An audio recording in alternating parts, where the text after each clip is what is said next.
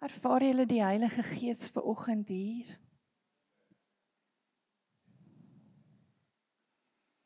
En eintlik as hy hier is, kort ons niks meer nie. Dan kort ons niks meer nie. Dis al wat ons nodig het, is sy teenwoordigheid.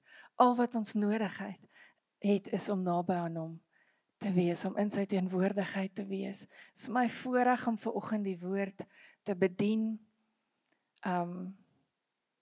Seker vir die laaste keer hier by Veranderde Lewens. In hierdie spesifieke opset, as mens dit so kan stel. Dit was my so 'n goeie 2,5 jaar om betrokke te wees hierso. En baie geleer. En ek is dankbaar vir elke liewe seisoen. Het jy geweet, God never wastes any season in your life. Never ever. Selfs die wat jy partykeer dink was die slegste seisoen van jou lewe. En nie dat hierdie was nie, dit was nie. Ek sê net, God never wastes any season in your life. Never. If you walk with him, he will make all and everything work together for your good. En dis wat die Here doen. So dis vir my lekker om hier te wees. Dankie vir my maatjies wat spesiaal vir oggend vir my kom kuier het. Ek waardeer julle. Julle weet wie julle is. Ek's lief vir julle. Henk sit daar agter. Hy wou ons net nie wou gehad het ek moet dit sê nie, maar hy sit daar agter want so waai man het my liefie. Hulle gaan almal vir jou wil kom hallo sê. So dis ook okay. Dis lekker om vir oggend hier te wees, maar daar's so baie wat 'n mens kan sê. Maar eerlikwaar, die teenwoordigheid van God is al wat jy regtig nodig het.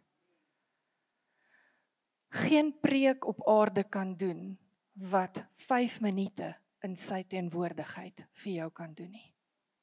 Geen preek nie. So ek wil met julle gesels oor iets, maar ek gaan hierdie so bietjie tweak, soos die Engels sê, want dis nou nie heeltemal wat ek vanoggend gevoel het die Here op my hart gelê het nie. So ek wil hê ons moet gou saam lees in Matteus 11 vers 2 tot 6. Is julle okay? Sê amen of eina of iets. Kyk, gaan net na die een langs jou en sê 'n smile lyk beter op jou. So sê net vir daai. Okay. Goed, kom ons lees Matteus 11 vers 2 tot 6. Now while John the Baptizer, dis die Passion Translation, julle hoor. While John the Baptizer was in prison, he heard about the wonderful deeds of the Christ. So he sent his disciples to ask him this question. Are you really the one the prophet said would come, or should we still wait for another? Jesus answered them, give John this report. The blind see again, the crippled walk, lepers are cured, the deaf hear, the dead are raised back to life, and the poor and broken now hear the hope of salvation. And tell John that the blessing of heaven comes to those who are not offended over me. Okay. Hierdie is my verskriklik na aan my hart. En ek verbeel my amper ek het dalk al iewers gepraat hieroor. So as dit 'n herhaling is, ek kan nie onthou nie of ek iewers hier daaroor gepraat het nie. Hier is 'n gedeelte waar Johannes in die tronk is. En ons weet, as jy gaan kyk na die evangelies en jy lees, dan sien jy dat Jesus was eintlik bedroef dat Johannes in die tronk is. Nou kom ons gee net gou 'n recap op Johannes. Johannes die Doper. En ons kyk net gou, wat was die verhouding tussen Johannes die Doper en Jesus? OK, kom ons kyk gou.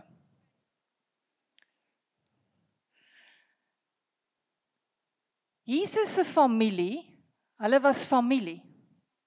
Maria en Elisabeth, hulle moeders was familie. En ons ken die hele geboorteverhaal, ook selfs nou wanneer dit weer Kersfees is, dat toe Maria by by Elisabeth kom en sy swanger, sê die woord, die baba in Elisabeth se skoot het opgespring, nê. So daar was 'n geweldige konnektasie tussen Johannes die Doper en Jesus, van die begin af. En ons weet dat beide se geboorte was bonatuurlik aangekondig deur engele. Die engel het ook aan Elisabeth aan Johannes se pa. En daar was 'n geestelike koneksie oor die pad wat hulle sou loop van die begin af. Stem julle saam? Johannes se hele bediening was rondom die aankondiging van die Messias.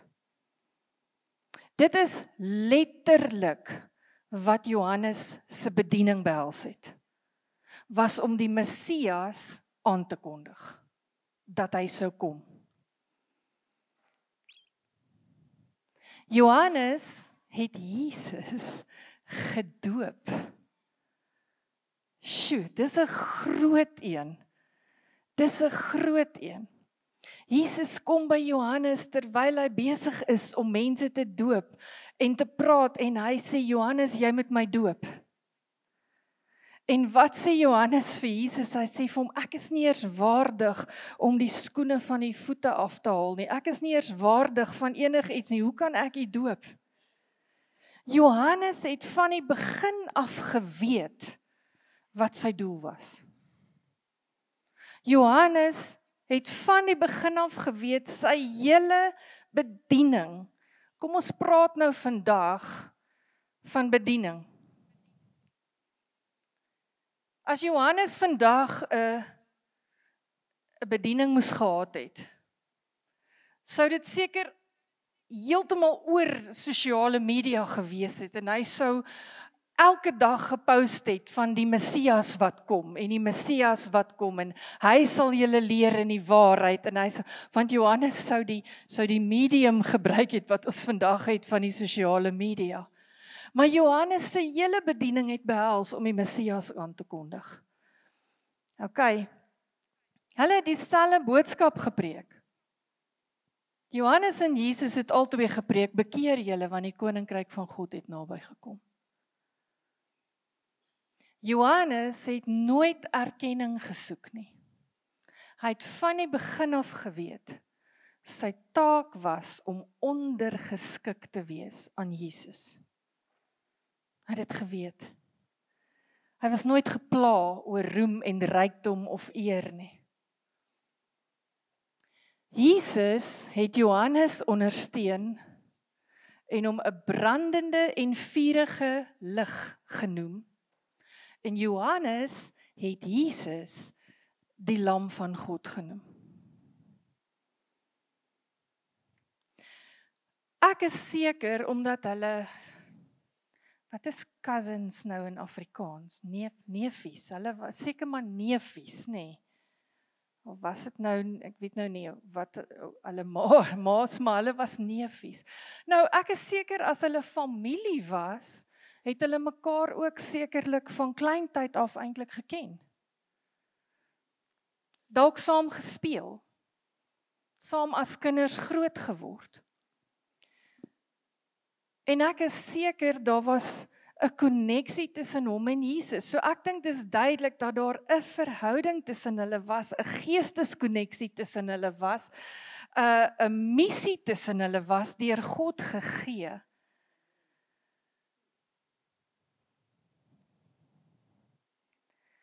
Johannes het presies geweet wat sy missie is. Dis om die Messias aan te kondig. Nou kom ons gaan gou terug. Dieselfde Johannes vra, are you really the one?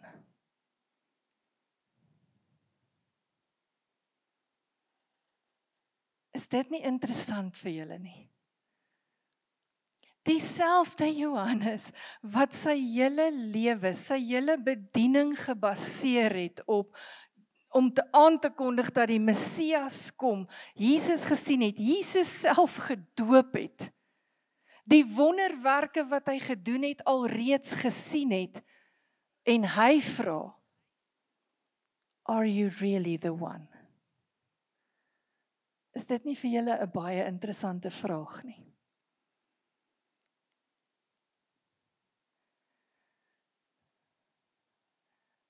Die Heilige Gees het vir my hierdie so mooi oopgemaak.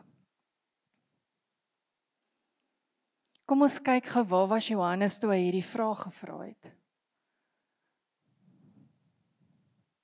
Waar was Johannes toe hy hierdie vraag gevra het? Hy was in die tronk. Wie weet hoe voel dit in die tronk?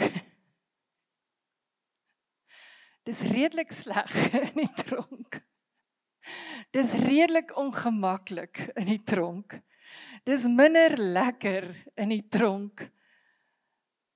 En weet julle wat, partykeer gee die Here vir ons 'n missie, partykeer gee die Here vir jou 'n opdrag, partykeer gee die Here vir jou iets. En ons is vol geloof, en ons hardloop, en ons gaan aan, tot ek in die tronk beland. En skielik twyfel ek. Skielik twyfel ek. Het God regtig gesê? Het hy regtig gesê, hy sal vir my voorsien? Het hy regtig gesê, dat hy my sal deurdra? Het hy regtig vir my gesê, dat hy vir my die nuwe seisoen sal gee? Het hy regtig, ek weet nie wat hy ook al vir jou gesê het, ons twyfel nie as dit goed gaan nie, julle.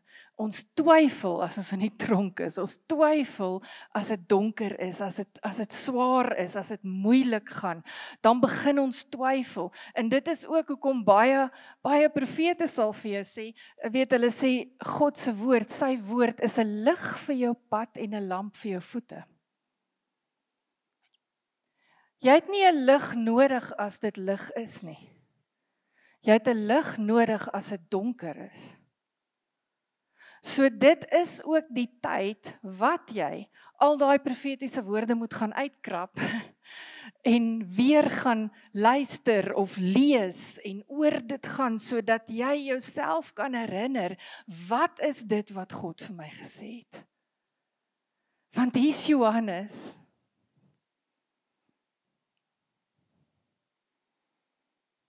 Hy het geleef vir Jesus.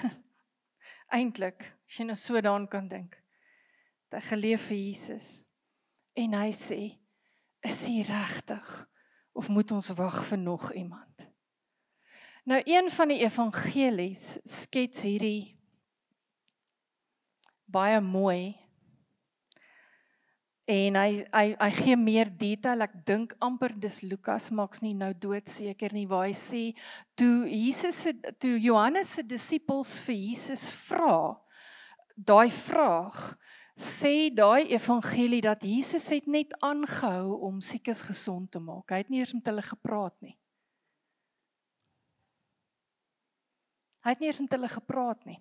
En toe hy klaar was, toe antwoord hy hulle. Sy het hulle nie eers dadelik geantwoord nie, toe hy klaar was, toe antwoord hulle, toe sê hy, gaan sê vir Johannes, hoor wat sê Jesus? Jesus sê nie vir hulle, gaan sê vir hom, ja, dis ek nie. Jesus antwoord nie die vraag direk nie, hy sê, maar gaan sê vir Johannes, die blindes sien, die krepeles loop, the lepers are cured, the deaf hear, the dead are raised back to life. Weet julle hoe voel dit vir my, wat Jesus eintlik vir Johannes daar wou sê? Dit voel vir my asof hy eintlik vir Johannes wou sê, Johannes, moenie nou twyfel nie. Johannes, jy weet dan, Johannes. Hierdie is die tekens, Johannes, jy weet dit.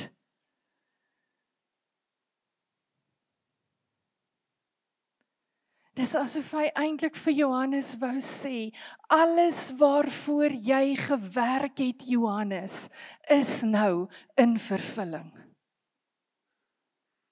Johannes, alles waarvoor jy geswoeg het, is nou in vervulling. Johannes, moenie nou twyfel nie. It was worth it. Dit was die moeite werd. Want kyk, dis die tekens, die blindes sien, die krepeles loop. Ek wil vanoggend vir jou 'n paar goed sê, dit mag dalk klink soos 'n bietjie van 'n mengelmoes vanoggend. Maar ek wil eers vir jou sê, as jy in die tronk is, en die donker is, moenie nou twyfel nie. Moenie nou twyfel nie. Jy weet wat God vir jou gesê het. En as jy nie kan onthou nie, gaan haal dit. Gaan haal dit, gaan lees dit, gaan kyk daarna. Wat het God vir jou beloof? Wat het God vir jou gesê?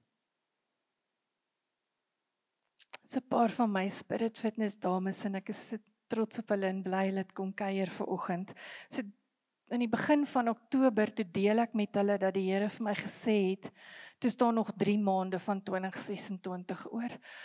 Toe die Here vir my gesê, moenie onderskat wat ek nog met 3 maande kan doen nie. Want jy sien gewoonlik wanneer dit Oktober raak, dan begin ons die vliegtuig land.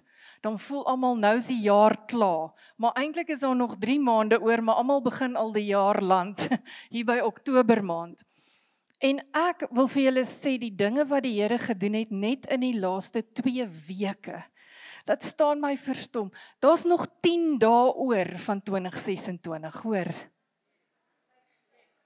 Ag 2025, sorry. Time travel, ons is al daar. Time travel, 2025. Daar's nog 10 dae oor van 2025.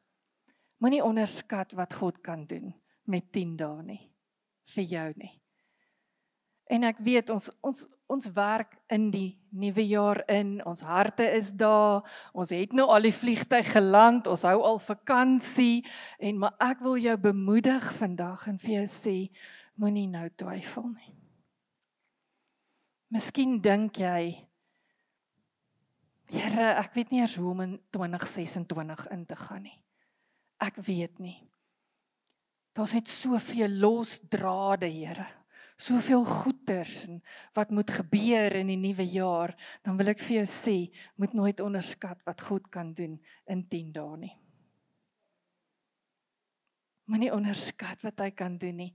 Ek gaan skiep van hierdie, want ek wil net gou by 'n ander deel. Johannes, moenie nou ophou glo nie. Moenie nou ophou glo nie. Wat is die beloftes wat God vir jou gesê het? Gaan kry dit 'n bietjie, gaan haal dit 'n bietjie uit.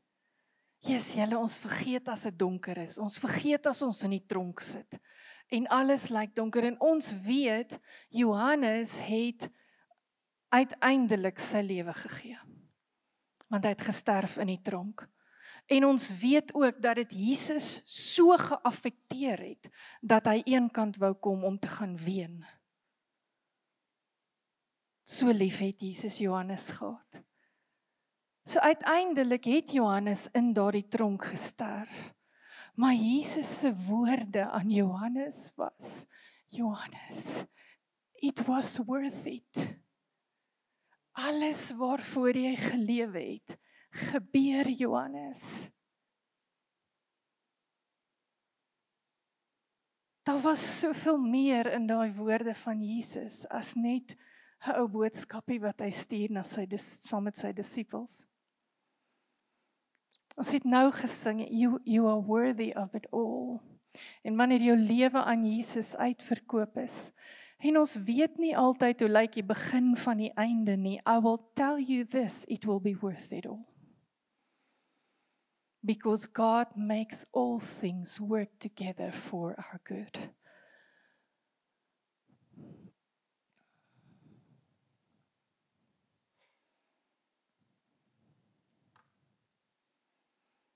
As daar een ding is wat ons almal seker meer van kan hê, is dit om te glo. Ek het dit al gesê, ek sê dit weer, die een ding wat die vyand van jou wil steel, is jou geloof. Dis die een ding wat hy van jou wil steel. Hoekom? Hy weet die regverdige is veronderstel om te leef van wat ons glo.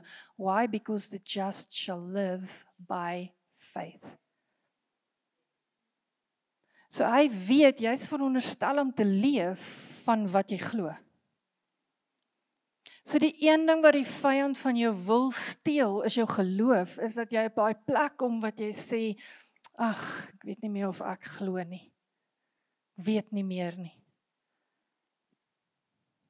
Dis wat die vyand graag wil hê. En dis waarom hy altyd die stem sal wees wat jou wil laat twyfel. Wil laat twyfel dat God met jou is. Wil laat twyfel dat God wel iets vir jou gesê het. Wil laat twyfel dat God die geneesheer is, dat hy die voorsiener is, dat hy gesê het, ek sal alles ten goeie vir jou laat meewerk, dat hy gesê het, jy is meer as 'n oorwinnaar in my. Maar weer eens, ons twyfel nie as dit happy, lekker is nie. Ons twyfel as dit donker is en as ons in die tronk is, dan twyfel ons. So die vyand wil jou geloof steel. Nou, geloof kry jy net op een manier. Daar is wel 'n plek, ek het daai vers nie gaan opsoek nie, maar wat hy sê, is ons kan vir mekaar bid om geloof te hê, nie? Want daar's 'n plek wat Jesus vir sy disippels sê, ek het gebid dat julle geloof nie sal ophou nie. So jy kan bid vir geloof, het jy geweet? Jy kan bid. Jy kan God vra, Here, versterk my geloof in U. Maak my geloof sterker. Dis die een manier. Die ander een is die mees effektiefste een, as ek dit so kan stel. Daar staan in Galasiërs 5 sê hy, I suspect you would never intend this, but this is what happens when you attempt to live by your own religious plans and projects. You are cut off from Christ. You fall out of grace. By the way, Galasiërs 5 is 'n awesome hoofstuk. Julle kan hom gerus weer lees. Meanwhile, we expectantly wait for a satisfying relationship with the Spirit. For in Christ, neither our most conscientious religion nor disregard of religion amounts to anything. What matters is something far more interior, faith expressed in love. So dis baie, maar dis baie mooi. Dis die message. Dis baie mooi gestel. Maar jy kan hom in die ander vertalings ook gelees. Ek weet nie of ek die Amplified actually bygesit nie. Ek dink nie so nie. So, die Amplified sê, faith activated and expressed and energized by love. Die Afrikaans sê, geloof wat deur die liefde werk. Dit beteken vir geloof om teenwoordig te wees, moet liefde 'n bestanddeel wees. Stem julle saam? Dis mos wat die versie sê. So baie keer wil ons glo, ek wens ek het meer geloof, ek wens ek kan meer glo, maar ons het nog nie by die liefde deel uitgekom nie. Dis hoekom ons sukkel. Dit is hoekom ons sukkel. Geloof werk deur liefde. Wat se liefde? God se liefde vir jou. Hoe werk dit as jy nie weet dat God jou liefhet nie? Gaan jy sukkel om te glo. Jy gaan sukkel om te glo. Ek sê weer die ou storieetjie wat ons al so baie gedoen het. Ek het nie nou 'n 'n randnotie by my nie. Ek het nou nie 'n geldnotie by my nie. Maar as ek, wie sal ek nou kies? Wie sal ek nou so 'n bietjie oppiek hierso vandag? As ek vir enige een van julle vandag sê, as ek vir u sê, ek gaan vanaand 3 miljoen rand in jou rekening inbetaal, gaan jy my glo? Sien, hy's ten minste eerlik, hy's ten minste eerlik. Hoekom nie? Sê gou vir my, hoekom nie? Ek sal sê, want hy wil nie so eerlik wees nie. Ek sal sê, want ek dink hy besef ek het dalk nie 3 miljoen rand nie in my rekening nie. En hy sal nie verstaan hoekom. Wat sal my motief wees? Hoekom sal ek dit vir hom wil doen? Hoekom sal ek 3 miljoen rand in sy rekening wil betaal? Ons doen dieselfde met God. Omdat ons nie weet hoe lief hy ons het nie. Glo ons nie as hy met ons praat nie. Ons twyfel. So weet julle wat het die Here vir my vanoggend gesê op pad hiernatoe? En hierdie is wat ek by julle wil los. En die Here weet ek wil eintlik uit my vel uitspring. En as ek dit kan skree op 'n luidspreker vanoggend vir jou, dan sou ek dit ook doen. Live unapologetically like one who is really loved by God. Vanoggend wil ek jou los met dit, lewe soos een wat deur God liefgehê word. Hoe lyk dit? Hoe lyk dit? Dit lyk soos, eintlik maak niemand anders se woord saak behalwe syne nie. Dit maak nie eintlik saak wat mense sê nie.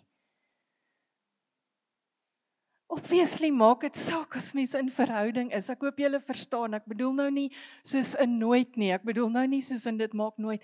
Maar dit maak nie saak as mense dalk van jou skinder. As hulle dalk nie mooi goed van jou gesê het nie. As mense dalk jou diskwalifiseer. As mense dalk iets van jou sê. Wat maak dit saak? Wat God sê maak saak.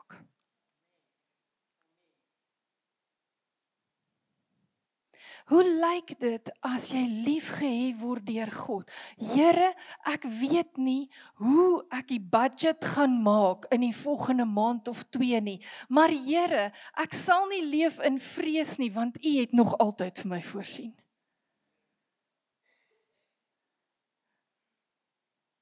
$365 keer. Moenie vrees nie. Moenie vrees nie. Hoekom? Die volmaakte liefde dryf die vrees na buite. Leef asof God jou liefhet. Want hy het. Wat beteken dit? Dit beteken as die appelkar omval en alles lê op die grond en alles het misluk en niks het uitgewerk soos ek gedink het dit moet uitwerk nie, dan het God my nog steeds lief genoeg om my te gaan optel daar en te sê, ek het 'n nuwe begin vir jou. Dis hoe liefde lyk. Verstaan julle dat met liefde, God se liefde, is daar nooit 'n einde nie. Daar's nooit 'n plek waar God sê, o, yes nee, ek weet nie nou meer wat om te doen met jou lewe nie. Hierdie is nou net 'n te groot gemors, ek het nou geen idee meer wat om hier te doen nie.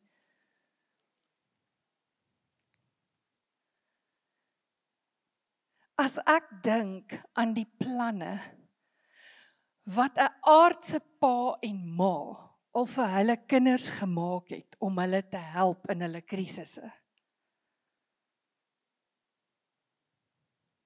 En ons is aardse ouers. En tog sal ons tot die einde van die aarde gaan om ons kinders te help as hulle in 'n krisis is. Stem julle saam? En tog wanneer ons in 'n krisis is,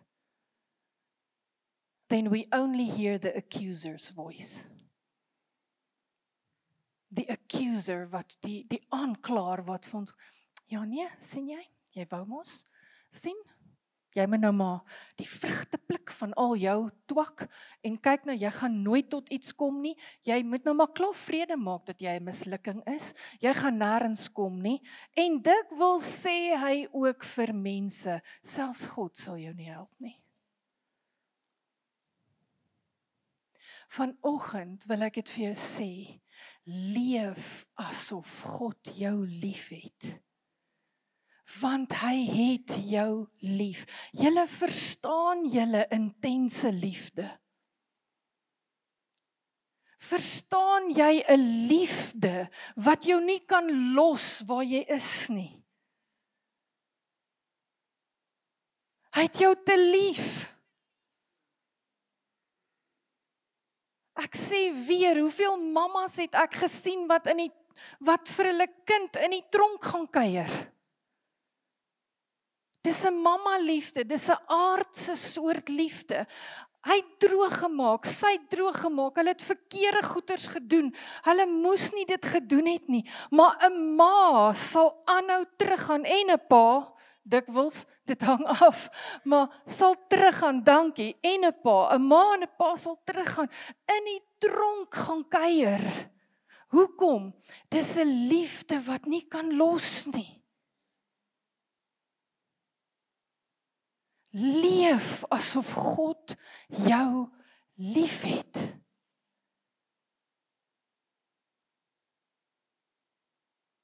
Weet jy wie is jou Vader?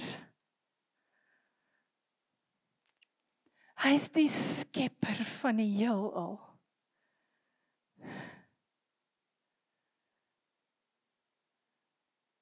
Hy het die sterrestelsels aan mekaar gesit. Iemand het in die week weer vir my verduidelik hoeveel miljoene sterrestelsels en goed daar is. Hy het dit aan mekaar gesit. En tog het hy aarde toe gekom. Die minste gewees. 'n Mens kom word. Julle weet julle hoe beperk is hierdie vleislyf? Vir iemand soos God, wat alles kan doen, wat 'n geeswese is, wat homself kom vasvang het in hierdie vleesdimensie, om my en jou te kom red. Hoekom? Want so lief het hy die wêreld gehad. Sodat elkeen wat in hom glo, nie verlore mag gaan nie, maar die ewige lewe kan hê. Liefde is wat hom gedryf het kruis toe.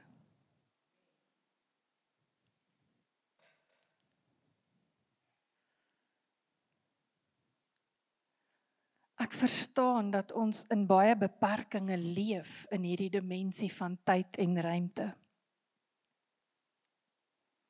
Ons word almal groot met sekere persepsies, met sekere programmering, vandat ons klein is.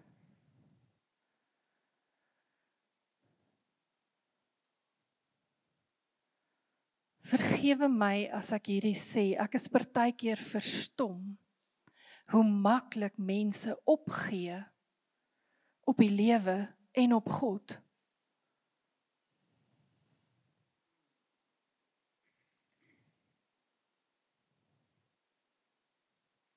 Maar, laat ek dit net gou regmaak.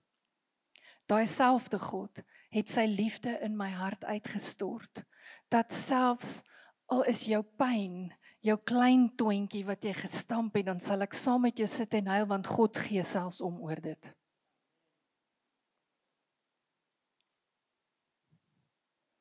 En die rede hoekom ek verbaas is, God het jou lief. Daar is nie by hom 'n begeerte dat jy getref moet word met slegte goeders nie. Wie is die outeur van slegte goeders? Johannes 10 vers 10. Die dief kom om te steel, slag en te verwoes, maar ek het gekom dat julle lewe en dit in oorvloed kan hê. Nog 'n ander vers, my man is my konkordansie ek nou vergeet, maar hy is een van sy gunsteling verse, waar Jesus self gesê het, ek het gekom om die werke van die vyand te vernietig. As daar slagting is, as daar verwoesting is, as daar diefstal is daar een ouetjie. Dis Satan. God se hart is nie dat daar slegte goed met jou moet gebeur nie. Maar dit gesê, die woord sê ook, ons is in hierdie wêreld. En in hierdie vleeswêreld sal daar slegte goed gebeur. Hoekom ons is ongelukkig nog in hierdie vleisboks, in hierdie vleesriedelm vasgevang. En die vyand teer op vlees. Dis hoekom daar so baie gemors rondom ons aangaan. Hoe weet ek dit? Ek sal dit gou vinnig sê, hoe laat sit julle? Ek het geen idee nie. Ek moet klaarmaak. Ek dink geen klaarmaak. Hoe weet ek dit? Hoe het die draak die slang in Genesis 'n draak in Openbaring geword? Wat het God vir die slang gesê toe hy hom vervloek het in die tuin? Hy het gesê, sal op jou maag seil en stof eet. Wat het hy gesê van die mens se vleeslike liggaam? Dis stof. So raai, wat is die duiwel se kos? Stof, dis jou vlees. Hy teer op vleeslike gedagtes, vleeslike handel.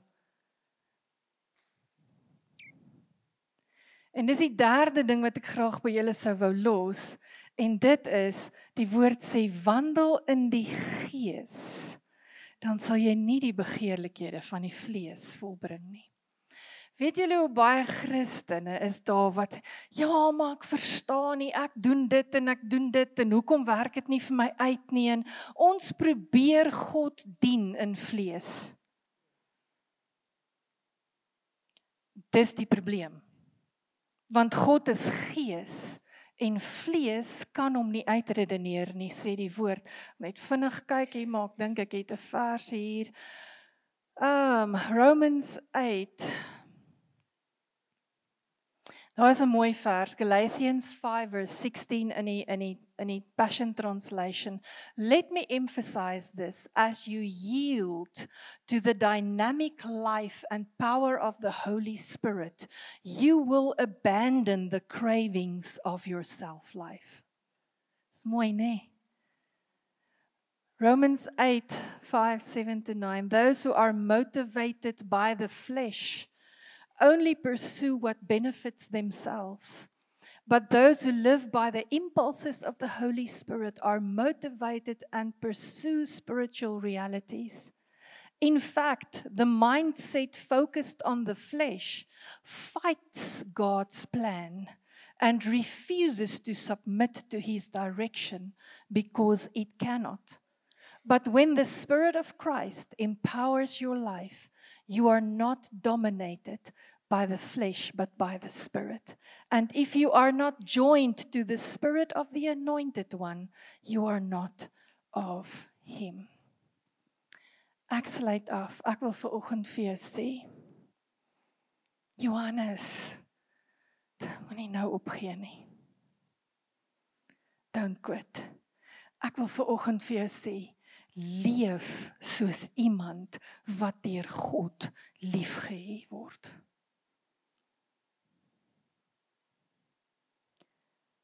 Kan ek vir julle sê, in my donkerste tye,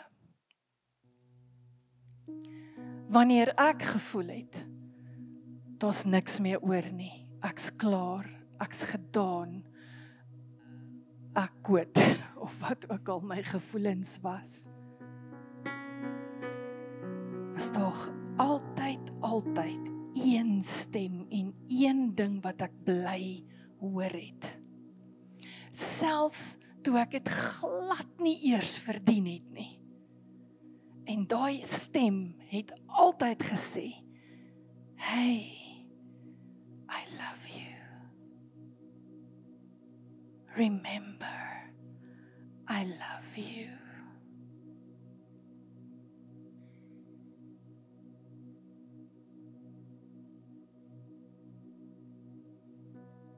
Maar sluit ons oë.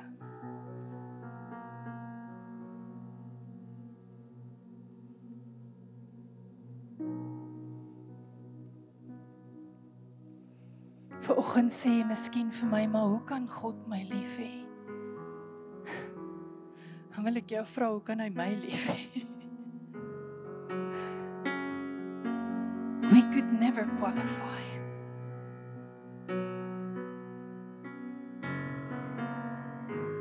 Maar hy het gekies om ons lief te hê eerste. Die woord sê hy het ons eerste lief gehad.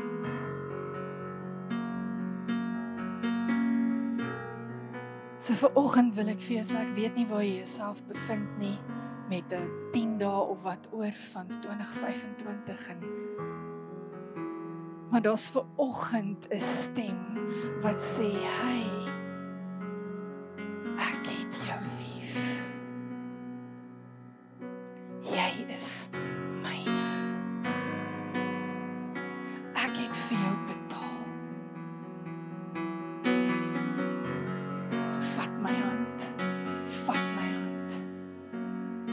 Saam met my is jy meer as 'n oorwinnaar. Hey, dis okay as jy moet laat gaan. Hey, dis okay as ek en jy saam oor moet begin. Dis okay as jy bang is.